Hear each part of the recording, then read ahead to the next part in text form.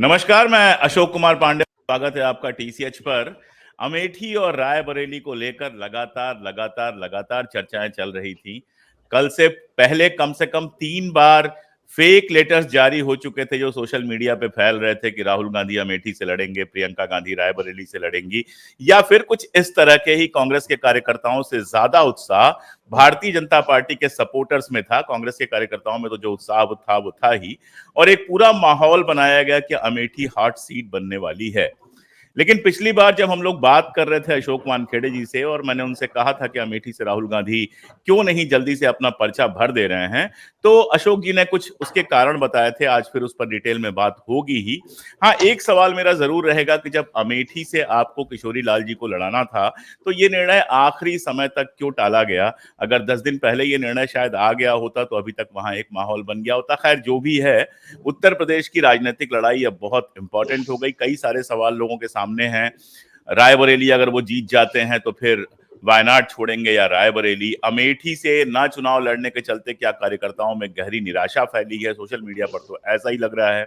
Bharatiya Janata party के लोग जो है वो डरो मत को अब उल्टे स्लोगन की तरह चला रहे हैं, वो ट्विटर पर ट्रेंड कर रहा है। ये सारा कुछ हो रहा है। जाहिर है चुनाव के पहले इस तरह की सरगर्मियां तेज होती ही हैं। आज फिर से अशोक जी को कष्ट दिया हमने, अशोक वानखेड़े जी को बुलाया। अशोक जी, आपका स्वागत है। नमस्कार। तो क्या कहते हैं आप? आपकी बात सुन ली राहुल गांधी ने? नहीं सर, मेरी बात नहीं सुनी। एक मिनट रुकिए। जो पिछली बार आपने कहा था उसको जरा चलवा देते हैं। जो आपने पिछली बार कहा था उसको दोबारा चलवा देते हैं। अब जाके आदमी दूसरा वीडियो कहाँ, यहाँ 4 दिन बाद वीडियो पुराने हो जाते हैं। सुन लीजिए आप लोग, फिर इससे अशोक जी का जवाब सुनिए। मुझे लगता है कि उनको अमेठी लड़ना चाहिए। ये नरेशन बीजेपी लगातार बना रही है। अच्छा, देखिए, यदि अब फॉर्म भरने की तारीख आई गई है अमेठी और रायबरेली की, यदि प्रियंका जी रायबरेली और अमेठी से उतरते हैं तो पूरा परिवार कैसा सत्ता में है ये बताने के लिए इनको एक जगह मिलती है। और फिर ये क्या करेंगे, इतना अमेठी और रायबरेली पे प्रेशर लाएंगे कि राहुल गांधी और प्रियंका गांधी की मजबूरी होगी कि वो मैक्सिमम टाइम रायबरेली में बैठे रहे। यदि ये 2 भाई बहन रायबरेली और अमेठी में कन्फाइंड हो गए तो बाकी बचे हुए 4 फेजेस में पूरे भारत में जाएगा कौन? ये इनका प्लानिंग है। हाँ, देखिए अशोक जी, बात बड़ी सिंपल थी, वो कोई रॉकेट साइंस नहीं था। ये भी आप जानते हैं कि यदि राहुल गांधी अमेठी से लड़ते तो अमेठी का चुनाव, मैं ये नहीं कहता कि राहुल गांधी हारते, लेकिन वो हाई प्रोफाइल चुनाव हो जाता। वहां यदि राहुल गांधी को घेरे रखते तो हो सकता है कि राहुल गांधी को बाकी जगह समय नहीं मिलता। ये बात तो बहुत पहले से तय थी, भाई या बहन में से कोई एक लड़ेगा। दूसरी बात, रायबरेली की सीट, जब आपने कहा कि किशोरी लाल को लेट क्यों किया, वो मुझे लगता है कोई स्ट्रेटेजी होनी चाहिए। आखिर तक गेसिंग रखा कि राहुल गांधी अमेठी से लड़ेंगे। ये भी कांग्रेस ने रणनीति की। मैं बार बार कहता हूं, कोई राजनीतिक दल यदि अपनी रणनीति मीडिया के दबाव में और विपक्ष के, जो उनका विपक्ष है, उनके दबाव में करेगी तो फिर वो राजनीति नहीं, वो तो फिर आपका सरेंडर है। मजा तो तब है कि लोग कुछ भी कहे, आप रणनीति आपके हिसाब से करिए। और इस बार इंडिया गठबंधन ने, पहली बार मैं चुनाव में देख रहा हूं कि वो किसी भी हालत में एनडीए के पाले में नहीं आ रहे हैं। एनडीए लगातार नरेशन सेट करने का प्रयास कर रहा है, उसमें से निकलकर वो लगातार हमलावर हो रहे हैं उन इश्यूज पे जो देश के सामने गंभीर समस्या है। इसलिए उनका अपील भी हो रहा है। अब यदि अमेठी पे इन्होंने रोक इसलिए रखा कि मुझे लगता है कि यदि पहले से ये तय था कि राहुल गांधी रायबरेली से लड़ेंगे, लेकिन फिर रायबरेली में देखना चाहते थे कि लाएगा कौन। बीजेपी ने जैसे ही रायबरेली में उम्मीदवार दिया, उसके बाद अब किशोरी लाल को वहां उतारने में कोई प्रॉब्लम नहीं था। वो किशोरी लाल को पहले वहां उतारते तो ये तय था कि रायबरेली में ही कोई उतरेगा, तो फिर रायबरेली में कांग्रेस बीजेपी कोई और उम्मीदवार उतारती। हो सकता है कि किसी बड़े हेवी वेट को उतार के वो और डिफिकल्ट करती। आज के डेट में रायबरेली का चुनाव केक वॉक है राहुल गांधी के लिए, क्योंकि जो सज्जन लड़ रहे हैं वहां पे, सिंह साहब, वो पॉलिटिकल टूरिस्ट है। हाँ, वो पॉलिटिकल टूरिस्ट है। वो समाजवादी में गए हारे, बीएसपी में गए हारे, फिर कांग्रेस में आए, कांग्रेस ने 2 बार एमएलसी बनाया, उनके पत्नी को जिला अध्यक्ष बनाया, उनके भाई को जिला अध्यक्ष बनाया। 2019 में एकाएक उनको मोदी प्रेम जाग उठा, लेकिन जब भी वो लड़े वो हारे। उनके कुंडली में सिवाय कांग्रेस से जीतने के सिवा कुछ नहीं है। तो एक बार फिर वो चुनाव लड़ रहे हैं और बुरी तरह से हारेंगे, ये बात भी तय है। तो वो तो बड़ा क्लियर कट हो गया। दूसरा, अमेठी में अब यदि किशोरीलाल शर्मा जो लगातार राजीव गांधी से लेकर लगातार लोगों के साथ काम करते आ रहे हैं, दोनों कॉन्स्टिट्यूंसी को बिल्कुल अपने हाथ जैसे समझते हैं, बिल्कुल हाथ की रेखाएं जैसे वो समझते हैं, वह उनका जीवंत संपर्क है। और कांग्रेस को अभी उम्मीदवार चयन में बहुत ध्यान रखना पड़ेगा कि जिताऊ उसका कांटेक्ट है और उसका लॉयल्टी कितनी है, क्योंकि इंदौर में क्या हुआ हमने देखा। वापस न ले ले, सीट वापस हाँ, न ले ले वापस न ले ले, वो केक वॉक न करे। तो इसके लिए उन्होंने इसको उतारा। ये कट जाएगा आदमी, लेकिन वापस नहीं लेगा। दूसरी बात, इनका जीवंत संपर्क है। जितना जीवंत संपर्क किसी का नहीं है उसका उतना है, क्योंकि वो कॉन्स्टिट्यूंसी संभाल रहे थे, मोहल्ला मोहल्ला, एरिया एरिया जानते हैं। उसके बाद सारे विधायक रहेंगे। अब लोग कहते कि रायबरेली क्यों भागे, ये नरेशन बना रहा है भागे। तो भाई मोदी जी भी भागे गुजरात से, ये भी हो सकता है। आडवाणी जी जीवन में कितनी बार भागे, अटल जी जीवन में कितनी बार भागे, लेकिन उसे भागना नहीं कहते, वो पॉलिटिकल स्ट्रेटेजी होती है। हर राजनीतिक दल को अपनी पॉलिटिकल स्ट्रेटेजी करके अपने स्टार प्रचारक को सेव करके उसका उपयोग करना हर राजनीतिक दल चाहता है। इसलिए कहते हैं तो अमित शाह कन्याकुमारी से लड़ लेना, भाई लड़ी ले। अब बताइए दे, दक्षिण भारत में बहुत उनको मिल रहा है, या कर्नाटक उनका गढ़ है, तो कर्नाटक से लड़ ले कहीं से। क्यों गांधीनगर जाते हैं? इसलिए गांधीनगर जाते हैं कि गांधीनगर में पर्चा भर के उनको निकल जाना होता है, पूरे देश में प्रचार करना होता है। गांधीनगर में तो यूं ही जीत जाते हैं। वैसे रायबरेली जी भी गांधीनगर से लड़ते थे। भाई अडवाणी जी न्यू दिल्ली से भी लड़े हैं, अडवाणी जी के, अटल जी कितनी जगह से लड़े हैं, देखिए आप। सवाल उसका नहीं है, ये नरेशन बनाने। और इस नरेशन में, इस चक्रव्यूह में आप फंस गए तो आपका अभिमन्यु हो गया। लेकिन अभिमन्यु बार बार नहीं होगा ना, लोग चक्रव्यूह बाहर से भी छेदना जानते हैं, और इस बार छेद दिया। अब लोग कहते हैं कि रायबरेली, अब कितने लोगों को मालूम है कि रायबरेली में 1921 में किसान आंदोलन हुआ था, और उस किसान आंदोलन का नेतृत्व जवाहरलाल नेहरू और उनके पिताजी ने किया था। अंग्रेजों ने गोलियां चलाई थी, 700 किसान शहीद हुए थे। ये संयोग का आंकड़ा है। तब अंग्रेजों की गोलियों से 700 किसान शहीद हुए। इस बार इस वर्तमान काल में, अमृत काल में, प्रधानमंत्री के जिद के कारण 700 किसान शहीद हुए। आंकड़ा 700 का ही था। उसके बाद पहला चुनाव वहां फिरोज गांधी ने लड़ा, उसके बाद इंदिरा गांधी ने लड़ा, फिर शीला कौल आ गई, अरुण नेहरू आ गए, सोनिया गांधी जी आ गई, और राहुल गांधी आ रहे। ये परिवार की सीट है, वो अमेठी को परिवार समझते हैं। जब मैं रायबरेली को एक परिवार समझते। जब मैं रायबरेली कब गया था तो लोग बताते थे कि इंदिरा गांधी, हमने बोला इंदिरा गांधी कैसे हार गई यहाँ से, तो उन्होंने कहा कि इंदिरा गांधी जब हारी तो शायद रायबरेली के आधे घरों में खाना नहीं बना होगा 2 दिन तक। ये इमोशनल बॉन्डिंग है। और सोनिया जी ने कहा कि वो मेरा परिवार है। सोनिया जी की तबीयत अलाउ नहीं करती कि वो लोकसभा लड़े। वो राज्यसभा से आई, राजस्थान से। वो उत्तर प्रदेश तब भी छोड़ती नहीं, लेकिन उत्तर प्रदेश में पर्याप्त सीट नहीं थी राज्यसभा आने के लिए, तो वो राजस्थान से आई। और उसके बाद अब लोग कहते कि भाई, कुछ लोग ये नरेशन दूसरा बना रहे कि भाई केरल के साथ धोखा होगा। लेकिन जब जब नॉर्थ में, उत्तर में जब जब गांधी परिवार को हताश किया है, दक्षिण ने हमेशा खंदा दिया है।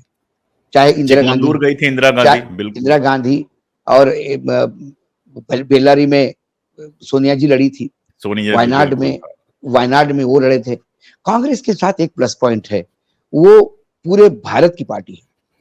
वो बीजेपी जैसा सिर्फ उत्तर भारत की काउ बेल्ट की पार्टी नहीं है। इनका तमिलनाडु में कोई वजूद नहीं, केरल में कोई वजूद नहीं, आंध्र प्रदेश में कोई वजूद नहीं, तेलंगाना में कोई वजूद नहीं, कर्नाटक में वजूद था, वो हाशिए पे आ गए, पौंडीचेरी में कोई पूछता नहीं। तो कुल मिलाकर उनको ये पता है कि नर्मदा की इस साइड खेलना है, तो उसी में खेलते हैं। तो नरेशन टीवी चैनल में, एक अभी अडानी जी के ही चैनल पे मैं मराठी पे सुबह सुबह उन्होंने कहा सर 5 मिनट के लिए, तो मैंने बोला लाइव होगा ना, क्योंकि रिकॉर्डेड में तो काट देते हमको, लाइव में हम बोल जाते तो उसमें क्या है, वो बाद में एंकर ही डांट खाता है बेचारा। तो उन्होंने पूछा कि वो क्यों भागे, तो मैंने बोला ये तो आप उनको पूछिए, प्रधानमंत्री जी अपने गुजरात से क्यों भागे। बोले वो यूपी में वजूद दिखाना चाहते थे कि भाई यूपी में भी लड़ सकते हैं। तो बोला राहुल गांधी ने भी अपना वजूद दिखाया कि वो केरल में भी लड़ सकते हैं। बीजेपी की किसी बड़े नेता की हिम्मत हो कैबिनेट में, तो जरा साउथ इंडिया में कि फॉर्म भर के देखिए, कर्नाटक आपका है, वहीं फॉर्म भर के देखो तो सही, कोई गुजराती जाए तो सही वहां पे। कोई हिंदी बोलने वाला जाए तो सही। इन्होंने तो कम से कम हिम्मत की, पूरे परिवार ने 3-3 बार चुनाव लड़े हैं और जीत के आए हैं। तो ये नरेशन बनाने का सवाल उठता है। मुझे लगता है कि जो स्ट्रेटेजी, क्योंकि अब रायबरेली में फॉर्म भरने के बाद राहुल जी को एक आध सभा लेनी पड़ेगी, उसके बाद लोग काम पे लग जाएंगे और फिर राहुल जी पूरे देश में चौथे चरण, पांचवें चरण, छठवें चरण और सातवें चरण के लिए पूरी ताकत झोंक देंगे। प्रियंका जी वैसे ही फ्री है और वो प्रियंका जी पूरी ताकत झोंक रही है। परिवार ने बहुत पहले ही तय किया था, मैं 3 दिन पहले भी बोल चुका था अपने बाकी प्रोग्राम्स में, कि दोनों में से एक लड़ेगा, दोनों भाई बहन नहीं लड़ेंगे। राहुल गांधी लगातार इस बात को अवॉइड कर रहे हैं कि भाई परिवारवाद जो है वो खुद ही, ये क्या परिवारवाद के खिलाफ बोलेंगे। राहुल गांधी का सोच ही परिवारवाद के खिलाफ है। वो लगातार कहते हैं, अध्यक्ष पद के टाइम पे भी ऐसा सिचुएशन आई थी जब अशोक गहलोत का एपिसोड हुआ, उसके बाद खड़गे भी थोड़े से सोच रहे थे लड़ू कि नहीं लड़ू, द्विधा मन स्थिति में थे। और जब चर्चा हो रही थी तो प्रियंका जी को भी लोगों ने हुस्काया कि आप भी चुनाव लड़ सकते हैं, लेकिन एक सिरे से बिल्कुल मना हो गया। अमेठी में तो प्रियंका जी के पति ने भी अपनी इंटरव्यू देके नाम उछाल दिया था, हाँ रॉबर्ट बिल्कुल। वाड्रा ने, कि भाई मैं भी इंटरेस्टेड हूँ। लेकिन उन्होंने परिवार लाने के बजाय एक ऐसे कर्मठ कर्मचारी, वो लॉयर आदमी को दिया कि जो पिछले 2-3 दशकों से अमेठी और रायबरेली को जानता है, गली गली कुचे कुचे में एक एक आदमी को जानता है। अब वो स्वयं आ गया है, तो मुझे लगता है कि यदि वो जीत गए, जिसके चांसेस मुझे ज्यादा दिखाई देते हैं, यदि वो जीत गए में अमेठी, तो अशोक जी फिर आप देख लीजिए कांग्रेस क्या नरेशन बनाएंगे। बोलेगी स्मृति जी को हराने के लिए राहुल जी क्यों, मच्छर को मारने के लिए तोप क्यों चलाए, हमारा एक सिपाही काफी था। ये नरेशन भी बन सकता है। तो नरेशन ये बनाने से बनता है। जबरदस्ती आप बोलो कि ये भागोड़ा है, वो चला गया, वो डर गया, ये इसलिए कहते कि ये चाहते थे वहां से लड़े, और इनके पास तो उम्मीदवार भी नहीं है। इनका अपना उम्मीदवार कहाँ है बताइए, इनके पास उम्मीदवार ही नहीं है। ये सारे इंपोर्ट कर करके ला रहे हैं। इनको जीत का इतना डर लग रहा है अभी कि ये कभी सूरत करते तो कभी इंदौर करते, कभी खजुराहो करते। क्या गरज थी। सुमित्रा महाजन जो 8 बार वहां से सांसद रही है इंदौर से, उन्होंने वक्तव्य दिया, बोला हम जीत रहे थे, क्या गरज थी ये करने की। कांग्रेस के बड़े बुजुर्ग नेता कह रहे थे कि अरे हम सालों से लड़ रहे हैं भाई, एक जमाने में हमारा दबदबा था इंदौर पे, अब बीजेपी का है। 8 बार से सुमित्रा जी लड़ी है, जीती है, तो हमने लड़ना थोड़ी छोड़ दिया। लेकिन कभी ऐसी कटुता नहीं है, कभी ऐसा नहीं हुआ। मार्जिन कम ज्यादा होता है, लेकिन ऐसा कभी नहीं हुआ कि किसी उम्मीदवार को आप गन पॉइंट पे विड्रॉ करवाइए, 307 जोड़िए उसकी धारा में, पुराने केसेस में, उसके कॉलेज की जमीनों का केस निकालने का धमकी दे। तो ये कहीं ना कहीं, ये क्यों, क्या आपको 270 के भी लाड़े पड़ रहे हैं कि जीती जीता इस सीट पे भी, जहां आपकी जीत के चांसेस है, वहां पे भी आपको ये नाटक करना पड़ रहा है। सूरत और इंदौर में नहीं सोचता कि बीजेपी के लिए डिफिकल्ट सीट थी, हाँ मार्जिन कम हो सकता था, लेकिन वहां ये करना, इससे 2 बातें उन्होंने बिल्कुल क्लियर कट कह दी। एक तो हमें अब गारंटी खुद की नहीं रही है, दुनिया में गारंटी बांट रहे, खुद की गारंटी नहीं रही है इसलिए कर रहे। और तीसरी बात, वो संविधान में विश्वास नहीं रखते, वो चुनाव प्रक्रिया में विश्वास नहीं रखते। ये जो बार बार हमें खुद लगता है, मुझे खुद लगता है कि 2024 में मैसिव मैंडेट के साथ आए तो संविधान रिप्लेस होगा किसी भी हालत में। और जब संविधान रिप्लेस होगा तो फिर ये दलित पिछड़े, संविधान ने किसको ताकत दी सर?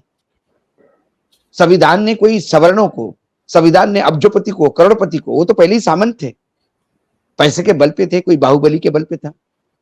सामान्य इंसान जो अधनंगा है, अधपेट है, जिसके ऊपर छत नहीं है, उसको भी संविधान ने ताकत दी, और वही ताकत इनको खल रही है। क्योंकि सड़कों पे जब लोग उतरते हैं तो करोड़पति अब्जोपति नहीं उतरते, यही लोग उतरते अपने संघर्ष के लिए। बिल्कुल। तो संविधान इसलिए चाहिए कि इन पिछड़ों दलितों को घर बिठाने के लिए, इनसे मनुस्मृति के अनुसार सेवा करवाने के लिए।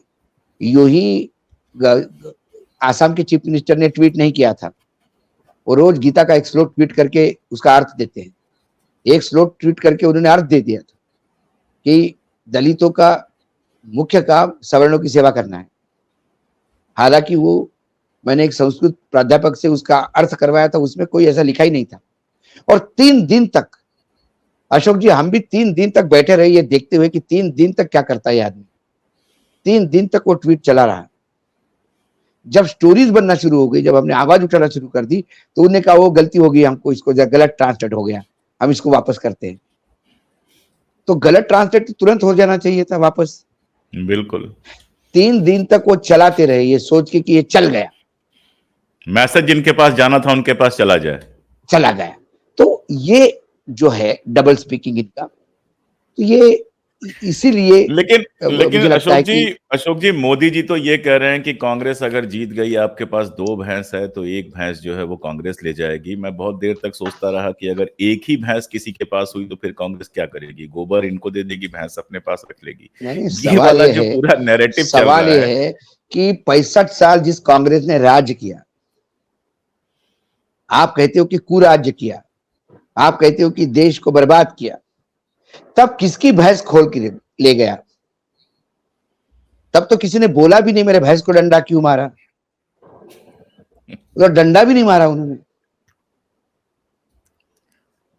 प्रधानमंत्री का अभी एक इंटरव्यू देख रहा था मैं, एक मैं उसी पर आ रहा जो था जी। मैनेज आप मैनेज सुनाइए जी। इंटरव्यू, उसमें उन्होंने कहा था जी।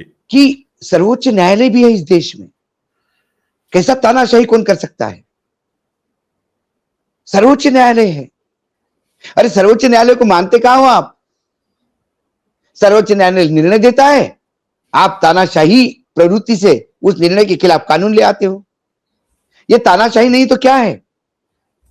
लेकिन सवाल पूछने वालों को वार्निंग थी, ये सवाल आपको पूछने हैं, इसका सप्लीमेंट नहीं पूछ सकते आप, बिल्कुल नहीं पूछ सकते। तो वो मैं तो हमेशा कहता हूं कि इस चुनाव के प्रेशर में, महंगाई है, बेरोजगारी है, देखिए बहुत परेशानी में आज एक आम भारतीय बहुत परेशानी में है।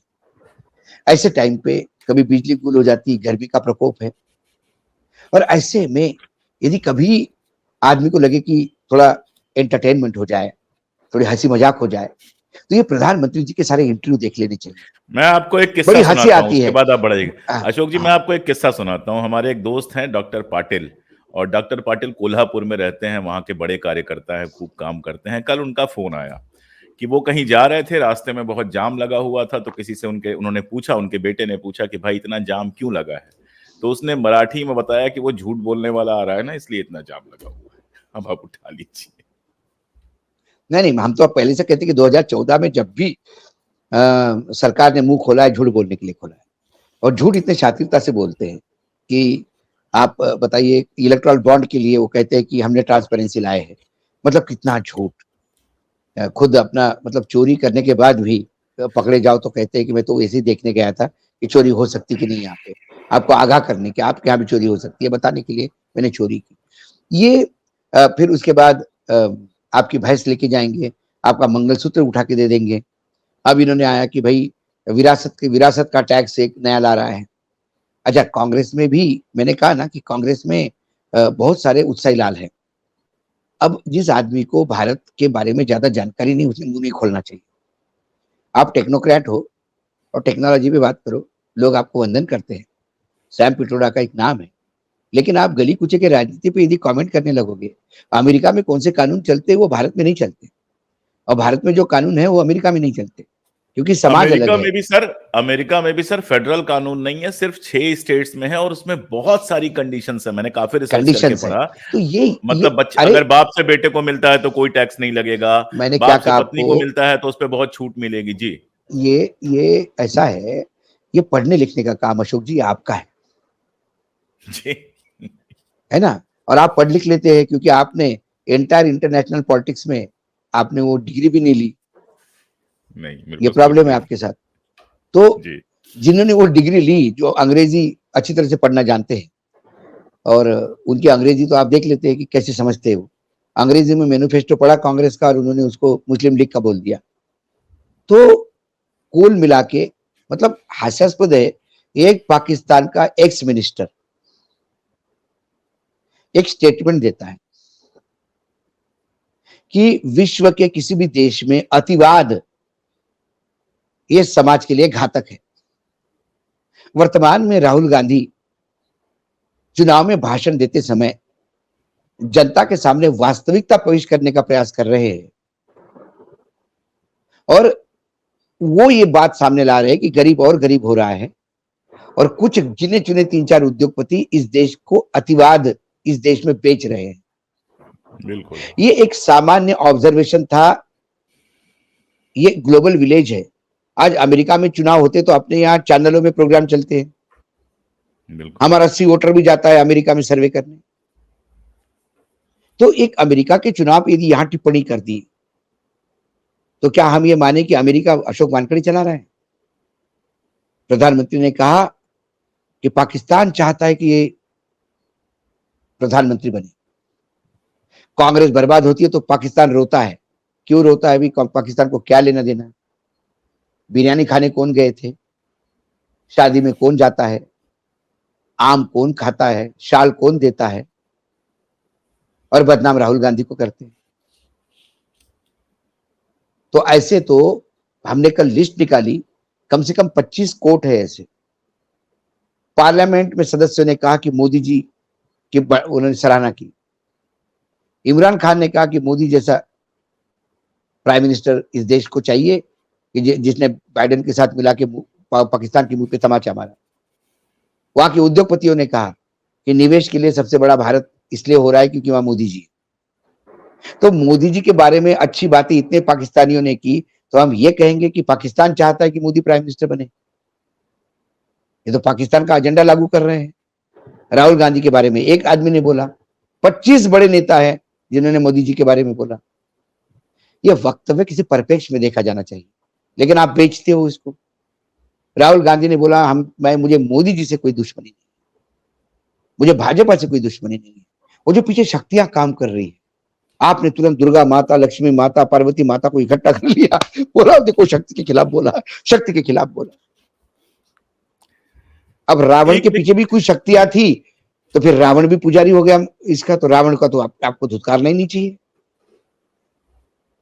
तो ये कुल मिलाकर एक झूठ फरेब जो नहीं है वो पेश, मुझे तो उसका वो बन के हादसा एक बाजार में आ जाएगा, राहत इंदौरी का बहुत बढ़िया शेर है वो। बन के हादसा एक बाजार में आ जाएगा, जो नहीं हुआ वो अखबार में छप जाएगा। कद्र करो चोर उचक्कों की, पता नहीं कौन किस सरकार में कब आ जाएगा। तो ऐसे ही हादसे हो रहे देश के साथ, और फिर आगाह करना, लोगों को सच्चाई परोसना, यही एक यदि पत्रकारिता है तो फिर आप और हम प्रयास कर ही रहे अपने छोटे लेवल पे। हमारा सेटअप बड़े बड़े चैनलों का नहीं है, लेकिन प्रयास करते हैं कि सच्चाई लोगों के सामने। वो एक बात जिसका सारे फसाने में जिक्र न था, वो एक बात उन्हें बहुत नागवार गुजरी है। आपने शेर कहा तो मुझे एकदम से ये शेर याद आ गया। मतलब आप, एक आखिरी सवाल ये मेरा है कि इसके बाद अभी चुनाव है, अभी अगला राउंड का चुनाव होना है, आप महाराष्ट्र जा रहे हैं। महाराष्ट्र में तो बहुत गहमा गहमी है। मतलब जितने फोन, पहले मुझे लगता था कि बिहार के लोग ज्यादा पॉलिटिकल हैं, सबसे ज्यादा पॉलिटिकल है, लेकिन पिछले 2 सालों से मैं लगातार महाराष्ट्र गया हूं। जितने फोन महाराष्ट्र से अपडेशन के आते हैं, मुझे लगता है देश भर में और कहीं से नहीं आते। बेहद इस समय लोग एक्टिव हैं, पॉलिटिकली चार्ज है पूरा माहौल। और उद्धव ठाकरे जिस तरह के दे रहे हैं, मैं बहुत ईमानदारी से कह रहा हूं, कम से कम मुझे उद्धव ठाकरे से उम्मीद नहीं थी कि वो इतने शानदार भाषण देंगे। जाते जाते काफी मराठी समझ में आती है, तो मैंने कई सारे उनके भाषण सुने। तो जो पूरा माहौल महाराष्ट्र में बना हुआ है, अभी आप जा रहे हैं, 2 दिन बाद चुनाव है, मैं चाहूंगा उस पर टिप्पणी करके अपनी बात खत्म। देखिए, महाराष्ट्र में 48 में से 8 सीटें भी ये एनडीए का कुनबा ले ले तो बड़ी बात होगी। मैं अतिशयोक्ति नहीं कर रहा हूँ। बड़ा दावा कर रहे हैं आप? बहुत, मैं अतिशयोक्ति नहीं कर रहा हूँ। सीट सीट पे मारामारी है, और इस बार बीजेपी को बीजेपी निपटा रही है। ओके। जो गठबंधन हुआ वो ऊपर हुआ, नीचे नहीं हुआ। यानी अगर मैं यहाँ पे 1 सेकंड आपको रोकूं कि बीजेपी का कांग्रेसीकरण हो गया है, क्योंकि हम बचपन से यही सुनते आ रहे हैं कि कांग्रेस को कांग्रेस हराती है। भयावह रूप से कांग्रेसीकरण हो गया है। कांग्रेस से भी ज्यादा कांग्रेसीकरण हो गया है। नासिक, ठाणे में वो सीट बीजेपी चाहती थी, एकनाथ शिंदे चाहते थे, एकनाथ शिंदे को गई। ठाणे में बीजेपी के लोगों ने इस्तीफा देना शुरू कर दिया। नासिक में वही है। नासिक में चुनाव लड़ने को तैयार नहीं थे, छगन भुजबल विड्रॉ हो गए। ढिंडोरी पास की सीट है, वहां बीजेपी के पुराने आदमी ने वो भारती पवार के खिलाफ इंडिपेंडेंट लड़ने का ऐलान किया। सीट सीट पे विदर्भ में 10 सीटें हैं, एक गडकरी की जो टाइट है वो छोड़ा तो बाकी 9 सीटें सुपड़ा साफ है। थोड़ा बहुत प्रेजेंस मराठवाड़ा या खानदेश में 2-4 सीटें निकल जाए तो बड़ी बात है। अजीत पवार सिर्फ 4 सीट पर लड़ रहे हैं, ओरिजिनल एनसीपी कहते हैं अपने आप को। और 15 सीट जो ली है एकनाथ शिंदे ने, वो अपने बेटे के सिवा किसी को निकाल पाएंगे मुश्किल लगता है। क्योंकि एमएलए और एमपी तो आपके साथ आ गए, कार्यकर्ता मतदाता कहां है? मैंने कहा ना, महाराष्ट्र में गद्दारों को माफी नहीं। और गद्दारी शरद पवार को छोड़ा तो शरद पवार के साथ, उद्धव ठाकरे को छोड़ा तो शिवसेना के साथ। चुनाव आयोग किसी को भी ओरिजिनल कह दे, लेकिन ओरिजिनल ओरिजिनल ही होते हैं, और ओरिजिनल को नहीं चुनाव में दिख जाएगा। तो महाराष्ट्र में ओरिजिनल कौन है, ये अशोक जी का कहना है चुनाव में दिख जाएगा। और अमेठी रायबरेली में क्या होता है, इससे भी तय होगा कि जनता वाकई नाराज है या सिर्फ हमारे मीडिया के लोग जाकर वहां पर सिलेक्टेड तरीके से लोगों को दिखा रहे हैं। क्योंकि मेरा मामला बिल्कुल साफ है, जो व्यक्ति वहां चुनाव लड़ रहे हैं उनमें और राहुल गांधी में नाम का अंतर है, सिर्फ विचारधारा का अंतर नहीं है। वो 20 साल से वहां पर चुनाव संभाल रहे हैं, कांग्रेस से जुड़े हुए हैं, और जैसा कि अशोक जी ने कहा कि वो विड्रा करने वाले लोगों में से नहीं है। तो अगर अमेठी की जनता को वाकई ये एहसास हो रहा है कि उसने पिछली बार गलती की, तो उस गलती का बदला लेने का उसके पास तब भी मौका था जब राहुल गांधी की बात चल रही थी, और अब भी मौका है जब राहुल गांधी के एक शानदार सिपा सलार वहां से चुनाव लड़ रहे हैं। बाकी एक बात जो मैं खुद चाहता था कि राहुल गांधी अमेठी से चुनाव लड़े, लेकिन पिछली बार जब अशोक जी ने बात की तो मुझे लगा कि हाँ, शायद मेरी राजनीति की समझ उतनी नहीं है, मैं भी सोशल मीडिया पे ज्यादा रहता हूं, तो ऐसा मुझे लगा। हाँ, लेकिन एक बात तो है बिल्कुल कि कोई भी दल अगर, मतलब ये आश्चर्यजनक बात है कि आखिर भारतीय जनता पार्टी इतने दिल से क्यों चाहती थी कि वहां से राहुल गांधी लड़े।